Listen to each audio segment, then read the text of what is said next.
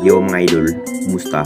Mandrik mga sport, sabi nga pala, ating pag-usapan, Barangay Nibra, Justin Brownlee, masususpindi na nga ba sa Simis at Northport Batangbir, matinding sinabi sa upunan ng Jenkins. Pero bago nga yan, kung bago pala sa aking channel, huwag mong kalimutan mag-subscribe at click ang notification bell para like kang updated sa ating dito sa upload natin. So nakakatapos na nga lang po ang naging intense ang naging laban ng ating Barangay Nibra at Meralco mga idol. Masasabing gandang performance pa rin ang naging laban ng ating Barangay Nibra. Dikitan pa rin ang naging scoring machine kung saan pinatunayan pa rin ng ating Jenkins na hindi pa rin basta-basta na matalo lamang ang kupunan ng Barangay Nibra. Naging impact pa rin sa unang quarter itong si Troy Rosario mga idol at Japet Aguilar na parang kinain ng nabuhay ang kupunan ng Meralco. Ito na nga ba ang hinihintay ng lahat? Pasok na rin ang kupunan ng Barangay Nibra sa Simis mga idol. Makakaharap nga ang kupunan ng Northport Batangbir. Pinagsisikapan pa rin ng ating Barangay Nibra kung paano pa nga ba na matalo ang ibang kupunan. Mas nahihirapan pa rin ng ating best import na si Justin Brownlee sa ginawang hustle play laban nga sa upunan ng Meralco.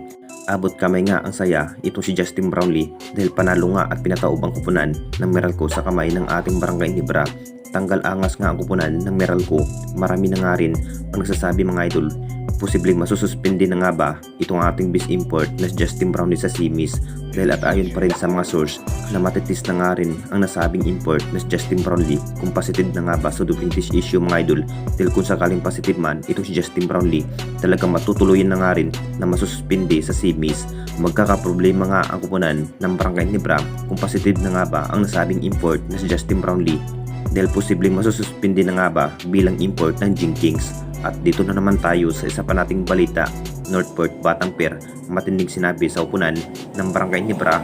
Alam na nating lahat mga idol, Northport Batangbir na nga rin ang makakasagupa ngayong semifinals mga idol sa Best of 7 series. Ito na nga ba ang mas magandang pangyayari dahil sabik na nga rin ang lahat kung sino na nga ba ang makakuha sa kampyonato ngayong Commissioner Cup.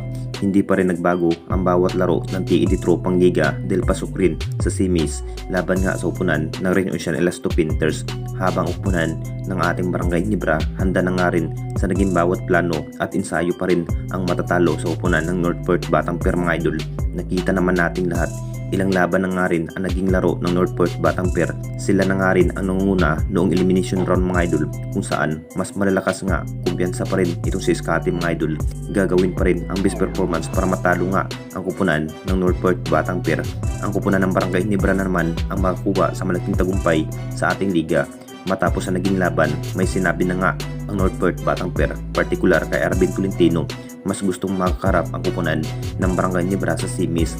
Kung titignan nating lahat mga idol, matches pa rin ang naging bawat performance ng Jenkins at Batangbir mga idol ngayong Commissioner Cup.